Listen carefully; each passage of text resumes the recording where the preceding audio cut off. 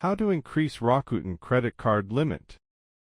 Log into your Rakuten Inavi account using your credentials. Go to the Card Management or Services section. Select the option to request a credit limit increase. Check your current credit limit and any eligibility requirements. Make sure your card has been active for at least 6 months. Ensure all your payments are up to date and there are no overdue balances. Prepare your income details if required for verification. Enter the new credit limit amount you want to request. Review all the information carefully before submitting. Submit the credit limit increase request through the portal. Rakuten may contact you for additional verification if needed. Wait for the request to be reviewed and processed.